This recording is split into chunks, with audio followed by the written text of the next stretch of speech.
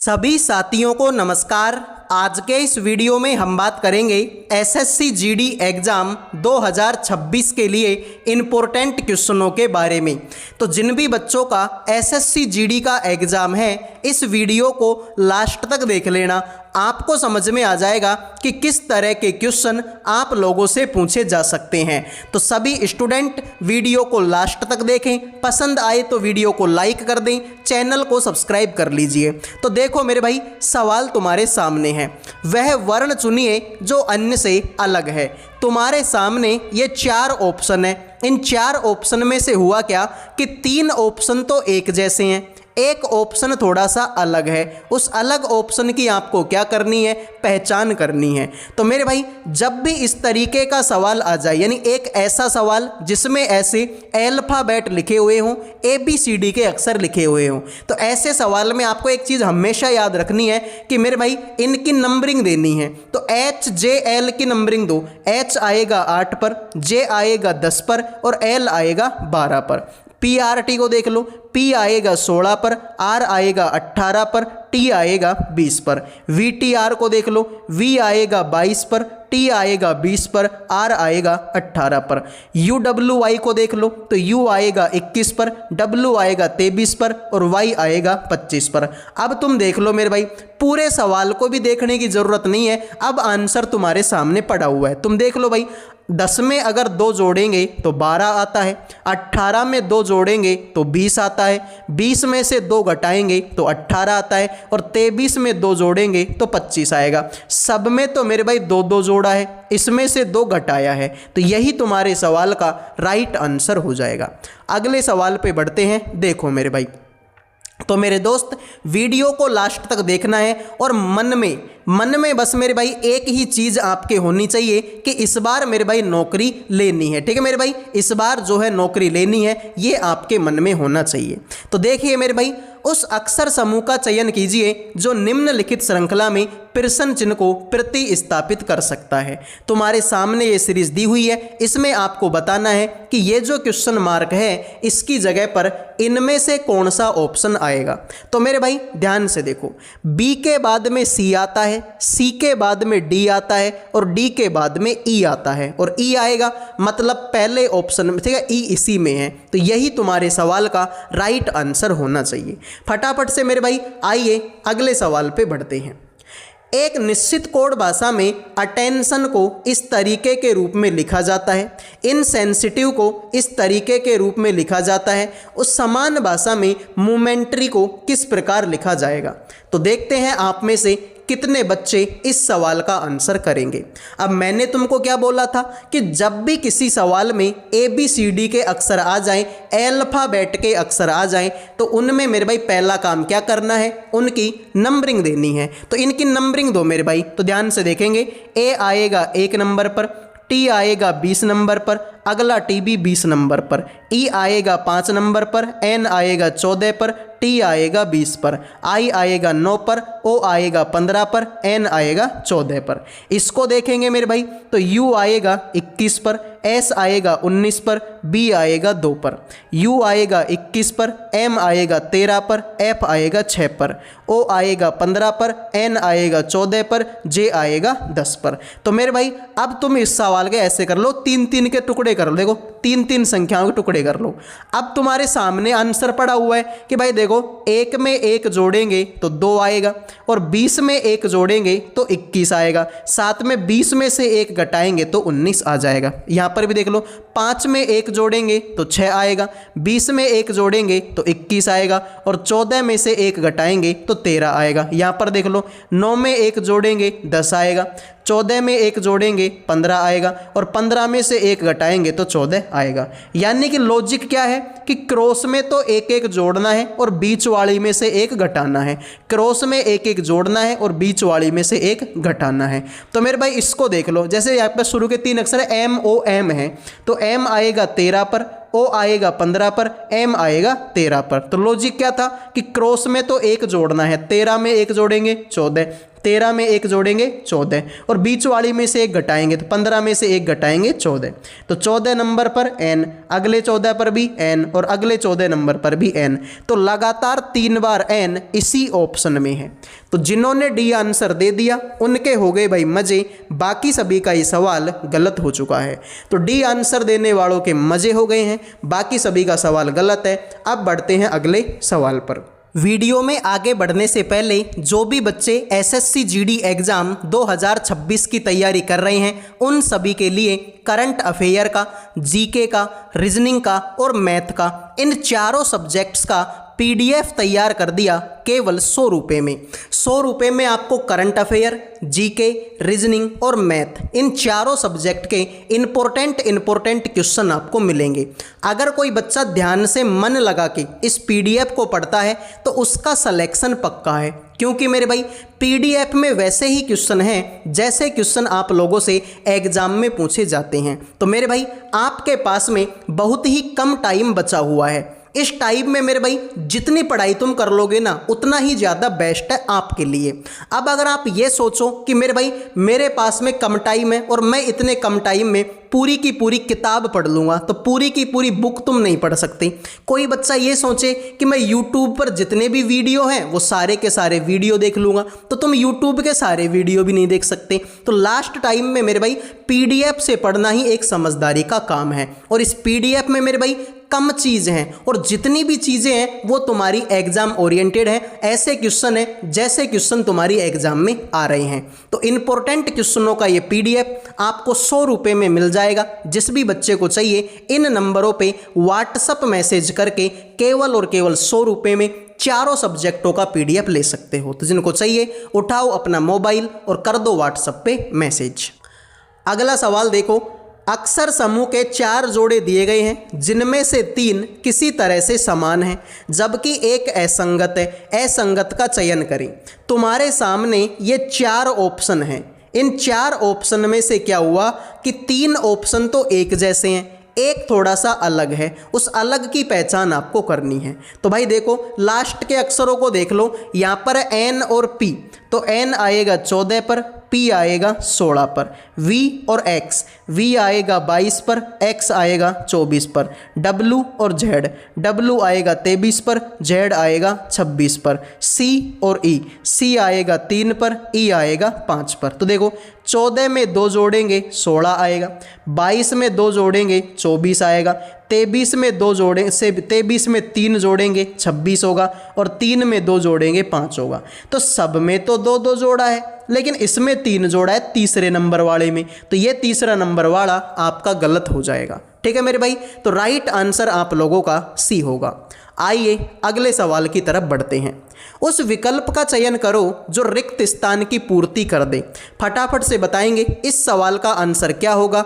ये जो question mark है इसकी जगह पे आपको बताना है कि कौन सा ऑप्शन आप लोगों का आएगा। तो देखिए बी आएगा 2 नंबर पर, जी आएगा 7 नंबर पर, एल आएगा 12 नंबर पर।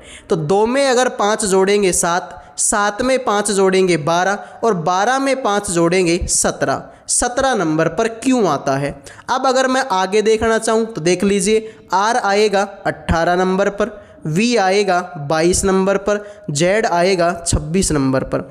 18 में 4 जोड़ेंगे 22, 22 में 4 जोड़ेंगे 26, और 26 में 4 जोड़ेंगे तो आंसर आता है 4। तो मेरे भाई 4 नंबर पर आपका डी आएगा। तो क्यों के बाद में डी इसी ऑप्शन में है। अब बहुत सारे बच्चों के मन में तो ये डाउट रह गया कि सर 26 में 4 जोड़ेंगे तो 4 कैसे आएगा। बिल्कुल मेरे भाई, तो 26 में 4 जोड़ेंगे तो आंसर कितना आता है, 30 आता है। सर 26 में 4 जोड़ेंगे तो 30 आएगा।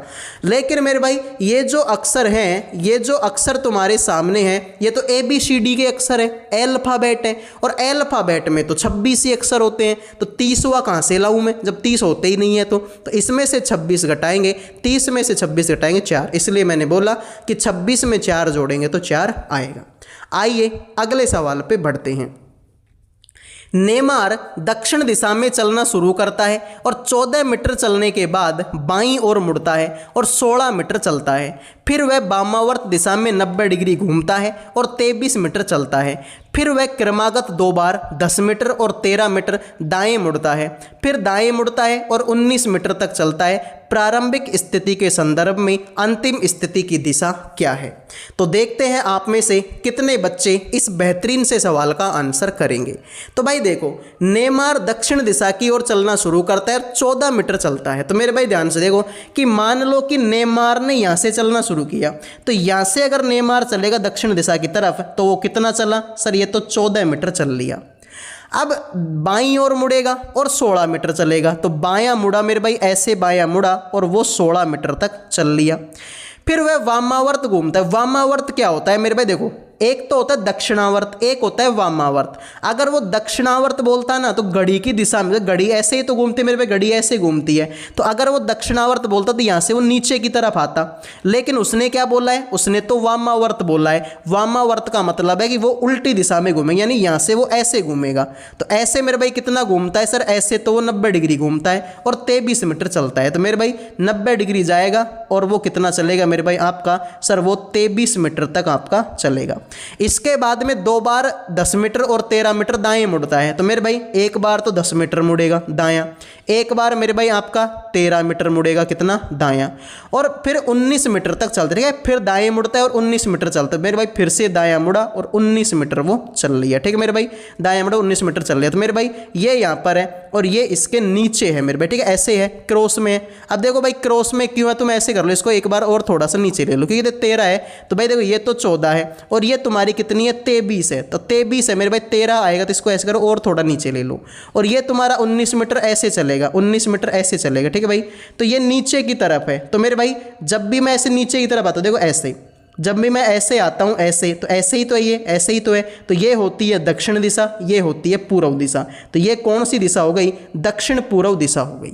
जिन्होंने ए आंसर दे दिया उनके मजे हैं, बाकी सभी का सवाल गलत हो चुका है। एक बार फिर देख लो मेरे भाई, दक्षिण दिशा की तरफ चलता है और 14 मीटर चलता है। तो मेरे भाई सबसे पहले 14 मीटर नीचे की तरफ आ गया, फिर बाएं ओर मुड़ा और 16 मीटर चला, बायां मुड़ा और 16 मीटर चल लिया। फिर वामावर्त दिशा में 90 डिग्री घूमता है और 23 मीटर चलता है। वामावर्त दिशा में 90 डिग्री घूमेगा और 23 मीटर चलेगा। फिर क्रमागत 2 बार 10 मीटर और 13 मीटर दाएं मुड़ता है। एक बार दाएं मुड़ा 10 मीटर, एक बार दाएं मुड़ा 13 मीटर, फिर दाएं मुड़ता है और 19 मीटर चलता है, 19 मीटर दाएं मुड़ेगा। तो मेरे भाई ये दिशा, तो ये जो दिशा होती है ये दक्षिण पूर्व दिशा आपकी होती है। आइए अगले सवाल पे बढ़ते हैं। दिए गए विकल्पों में से संबंधित संख्या का चयन करें। तुम्हारे सामने तुमसे बोला गया है कि 72 का संबंध किससे है? 25 से। 72 का संबंध आपको बताया है किससे? 25 के साथ में है। तो बताइए मेरे भाई, ये जो 93 है इसका संबंध किसके साथ में होगा? तो बिल्कुल सिंपल है मेरे भाई, देखो 5 और 2 इन दोनों को जोड़ेंगे तो कितना आता है? 7 आता है, और इस 2 को सेम टू सेम यहाँ पर लिख दिया। तो मेरे भाई 93 को मैं क्या लिख सकता हूँ? 36 लिख सकता हूँ। देख लो कैसे, 6 और 3 को जोड़ेंगे, 6 और 3 को जोड़ेंगे तो 9 आएगा, और इस 3 को सेम टू सेम लिख दिया। जैसे यहाँ पर 2 को 2 लिखा था तो यहाँ पर 3 को 3 लिख दिया, यहाँ पर इन दोनों को जोड़ के 7 लिखा था, यहाँ पर इन दोनों को जोड़ के 9 लिख दिया। तो यही तुम्हारे सवाल का राइट आंसर है। आइए अगले सवाल पे बढ़ते हैं। दी गई श्रृंखला में ऐसे कितने 2 हैं जो अपने निकटस्थ बाईं ओर की संख्या को तो विभाजित नहीं कर सकते, जबकि दाईं ओर की संख्या को पूर्ण रूप से विभाजित कर सकते हैं? यानी ऐसे 2 तुमको ढूंढने हैं जो इधर की संख्या को तो विभाजित नहीं कर सकते, इधर की संख्या में तो उनका भाग जाता नहीं है, लेकिन इधर की संख्या में उसका भाग चला जाता है। तो मेरे भाई जैसे कि अगर मैं ढूंढना चाहूँ तो ये 126 है, ये 126 है मेरे भाई, 126। तो देख लो 2 का भाग 1 में जाता है? नहीं जाता। लेकिन 2 का भाग 6 में जाता है? हाँ सर जाता है। तो एक जोड़ा तो तुम्हारा ये हो गया। उसके बाद में और 2 ढूंढो मेरे भाई, और अगर मैं आगे 2 ढूंढूंगा तो एक 524 को देख लो, 524 को देख लो। 2 का भाग 5 में जाता है? नहीं जाता। 2 का भाग 4 में जाता है? हाँ सर जाता है। तो एक जोड़ा तुम्हारा ये हो गया। उसके बाद जैसे ये 523 है, यहाँ पर कितना है? 523। तो 2 का भाग 5 में जाता है? नहीं जाता। लेकिन 2 का भाग 3 में भी तो नहीं जाता।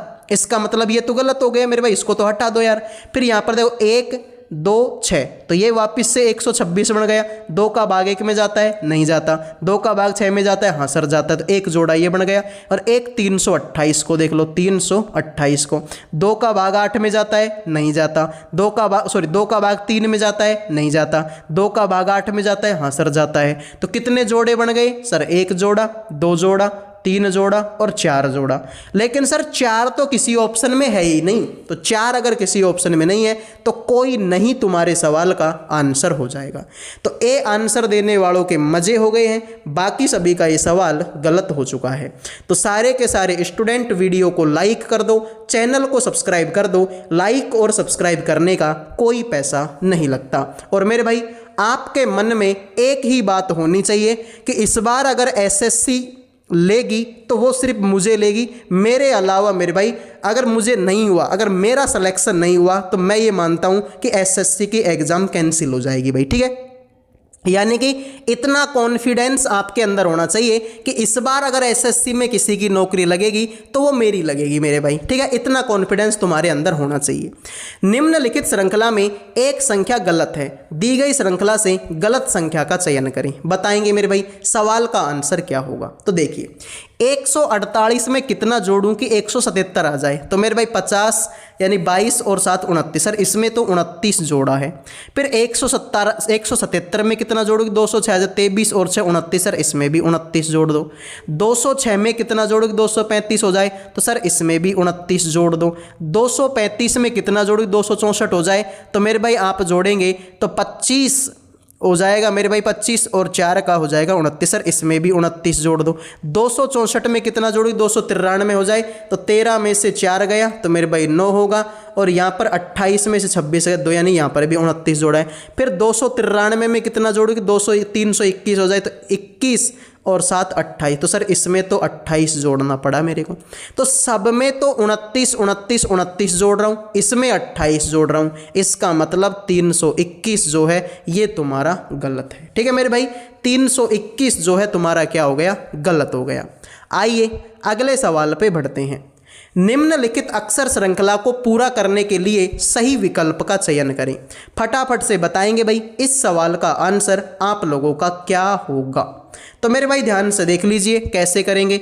ए आता है 1 नंबर पर, सी आता है 3 नंबर पर, ई आता है 5 नंबर पर, जी आएगा 7 नंबर पर, आई आएगा 9 नंबर पर। 1 में 2 जोड़ेंगे 3, 3 में 2 जोड़ेंगे 5, 5 में 2 जोड़ेंगे 7, 7 में 2 जोड़ेंगे 9, 9 में 2 जोड़ेंगे 11, 11 नंबर पर के आता है। मतलब ये ऑप्शन भी गलत और ये ऑप्शन भी गलत। अब आगे देख लो, इसमें भी एक्स है मेरे एल है और इसमें भी एल है। तो मेरे भाई देखो यहाँ पर आप टी लिख लो, देखो टी लिख लो, देखो टी के बाद में यू, यू के बाद में वी, वी के बाद में डब्लू, डब्लू के बाद में एक्स, एक्स के बाद में वाई। तो राइट आंसर तुम्हारा क्या होगा? के एल टी, क्योंकि लास्ट में टी तो इसी में है, तो यही तुम्हारे सवाल का राइट आंसर हो जाएगा। आइए अगले सवाल पे बढ़ते हैं। तुमसे बोला है कि जो जी है ना जी, वो डी के पश्चिम में है। एस को जी तक पहुंचने के क्रम में अपने पश्चिम की ओर चलना पड़ता है। डब्लू जी के दक्षिण में है, एच जो है एस के दक्षिण में है, डी डब्लू के उत्तर पूर्व में है। यदि रेखा डब्लू डी बिंदु पी बी पर एस एच को काटती है तो जी के संदर्भ में बी का स्थान क्या होगा? तो मेरे भाई ध्यान से देखो, तुमसे बोला है कि जो जी है ना जी, वो डी के पश्चिम में है। तो मेरे भाई ध्यान से देख लो, यहाँ पर मेरे भाई डी मान लो। अब देखो डी के पश्चिम, भाई पश्चिम दिशा इधर कोई होती है, भाई देखो ये होती है उत्तर दिशा, ये होती है दक्षिण, ये होती है पूर्व, ये होती है पश्चिम। तो पश्चिम इधर को है, तो जो जी है डी के पश्चिम में है, तो मतलब जी को यहाँ पर बैठा दो। फिर अगर एस को जी तक पहुँचने के क्रम में अपने पश्चिम दिशा में चलना पड़ता है, यानी कि अगर मेरे भाई ठीक है, तो इसको मैं थोड़ा सा ऐसे बना लेता हूँ, थोड़ा खुला खुला बना जाएगा, ठीक है भाई। तो देखो डी के पश्चिम दिशा में कौन बैठा हुआ है? यहाँ पर जी बैठा हुआ है। अब अगर एस को जी तक पहुँचने के क्रम में अपने पश्चिम दिशा में चलना पड़ेगा। अगर मेरे भाई एस को भी जी पे जाना है ना, तो उसको भी पश्चिम दिशा में जाना पड़ेगा। तो ऐसे मान के चल लो कि यहाँ पर तुम्हारा कौन बैठा हुआ है? एस बैठा हुआ है, ठीक है। क्योंकि अगर ये एस को अगर जी पे जाना है तो इसको भी फिर पश्चिम दिशा में ही जाना पड़ेगा। तो यहाँ पर बीच में कौन बैठ गया? तुम्हारा एस बैठ गया। अब तुम बोला कि जो डब्लू है ना, डब्लू जी के दक्षिण में है, तो जी के दक्षिण में कौन हो गया? सर यहाँ पर डब्लू हो गया। फिर तुमसे बोला कि जो एस है ना, एस वो H जो है S के दक्षिण में है, तो S के दक्षिण में कौन हो गया सर, वो तो हमारा H हो गया। फिर तुमसे बोला कि जो D है ना, D W के उत्तर पूर्व में है, जो D है ना, D W के उत्तर पूर्व में, तो भाई उत्तर पूर्व दिशा कौन सी होती है सर, ये होती है। तो ये तुम्हारी उत्तर है और ये तुम्हारी पूर्व, तो उत्तर पूर्व ऐसी है। तो जो D है W के उत्तर पूर्व में है, तो W के उत्तर पूर्व में ही तो है तुम्हारा D, तो यहाँ पर ये इसको काटेगा। तुमसे बोला यदि रेखा WD बिंदु B पर SH को काटते, तो इस बिंदु का नाम तुम्हारा क्या है, B है। तो तुमसे बोला कि G के संदर्भ में B का स्थान क्या है, तो मेरे भाई G के संदर्भ में B का स्थान क्या, तो B ऐसे नीचे की तरफ। तो मेरे भाई ये नीचे की तरफ कौन सी दिशा होती है, तो सर ये होती है दक्षिण पूर्व। ठीक है भाई, ये देखो ये ऐसे ही तो है, ये ऐसे ही तो है, तो ये तो दक्षिण पूर्व दिशा होती है, ऑप्शन नंबर बी। तो जिन्होंने बी आंसर दे दिया है उनके तो मज़े हो गए, बाकी सभी का ये सवाल गलत हो चुका है। तो बी आंसर देने वालों ने मौज कर दी है, बाकी सभी का ये सवाल गलत हो गया। आइए अगले सवाल पे बढ़ते हैं। उससे पहले मेरे भाई ऐसे देखो, ऐसे भी बहुत सारे बच्चे हैं जिनको सवाल एक बार में समझ में नहीं आता। तो मेरे भाई उन बच्चों से मैं एक ही बात बोलना चाहूँगा कि अगर तुम्हारे कोई सा भी सवाल समझ में नहीं आता ना, तो वीडियो को पीछे लेके देख लिया करो, मैं गारंटी देता हूँ आपके समझ में आ जाएगा। अब देखो, अगर मैं एक सवाल को 4 बार रिपीट करूँगा तो उन बच्चों का टाइम खराब होगा जिनको सवाल ऑलरेडी समझ में आ चुका है। ठीक है भाई, तो आप चाहते हो कि किसी का टाइम खराब हो, मैं तो नहीं चाहता मेरे भाई। तो जिनके समझ में नहीं आता वो वीडियो को थोड़ा पीछे लेके देख लिया करो, मैं गारंटी देता हूँ समझ में आ जाएगा। उस विकल्प का चयन करें जो तीसरे समूह से उसी तरह संबंधित है जिस प्रकार दूसरा अक्षर समूह पहले अक्षर समूह से संबंधित है। तो मेरे भाई देखो, अब मैंने क्या बोला था कि जब भी इस तरीके के ABCD वाले सवाल आ जाएं, आपको मेरे भाई उनकी नंबरिंग देनी होती है। तो इनकी नंबरिंग दे दो फटाफट से। तो भाई देखो, PDRF, P आएगा 16 पर, D आएगा 4 पर, R आएगा 18 पर, F आएगा 6 पर। इसको देखेंगे तो H आएगा 8 पर, B आएगा 2 पर, I आएगा 9 पर। इस G की जगह पे आप C लिख लो। ठीक है, तो C आएगा 3 पर। देख लो, 16 का आधा 8 होता है, 4 का आधा 2 होता है, 18 का आधा 9 होता है और 6 का आधा 3 होता है। तो LJLH, L आएगा 12 पर, J आएगा 10 पर, L आएगा 12 पर, H आएगा 8 पर। 12 का आधा 6 होता है, 10 का आधा 5 होता है, 12 का आधा 6 होता है, 8 का आधा 4 होता है। तो 6 नंबर पर मेरे भाई आपका F आएगा, 5 नंबर पर E आएगा, 6 नंबर पर F आएगा और 4 नंबर पर D आएगा, FEFD। तो जिन्होंने B आंसर दे दिया उनके मज़े हो गए, बाकी सभी का ये सवाल गलत हो चुका है। उम्मीद करूंगा मेरे भाई ये सवाल भी आपके समझ में आ गया होगा।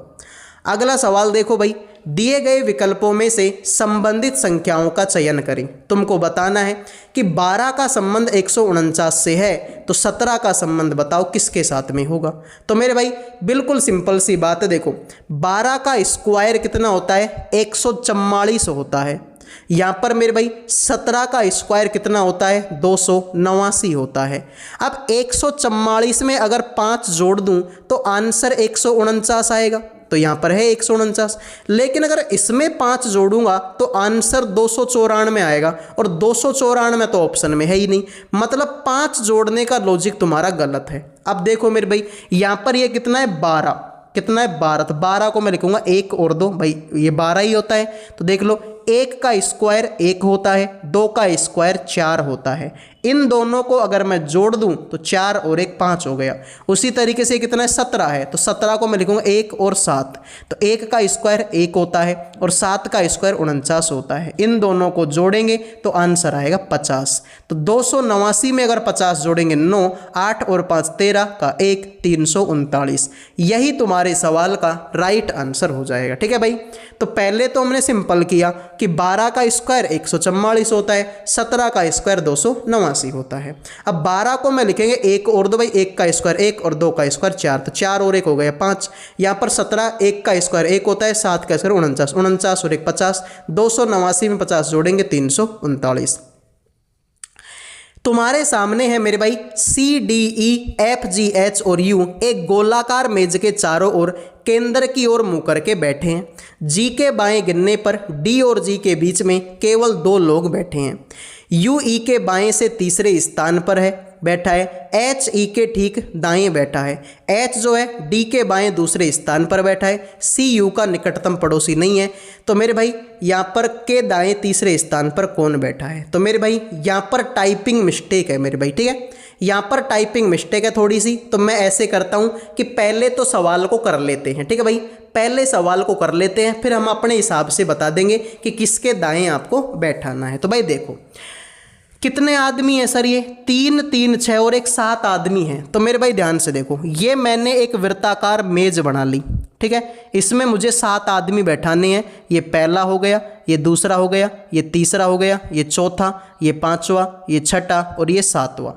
अब तुमसे सवाल में बोला कि जी के बाएं गिनने पर डी और जी के बीच में तो 2 आदमी। अब इसने बोला केंद्र की तरफ मुंह है, तो सबका मुंह केंद्र की तरफ है, तो इधर को जाएंगे सबका मेरे भाई बायां हाथ आएगा और इधर को जाएंगे तो सबका दायां हाथ आएगा। अब तुम बोलो जी के बाएं गिनने पर, तो तुम्हारा जहां भी मन करे वहां तुम जी को बैठा दो। मेरा मन किया कि जी यहां पर बैठेगा, तो जी के बाएं गिनने पर डी और जी के बीच में 2 आदमी हैं, तो डी को यहां बैठा दो ताकि डी और जी के बीच में ये 2 आदमी तुम्हारे बैठ सके।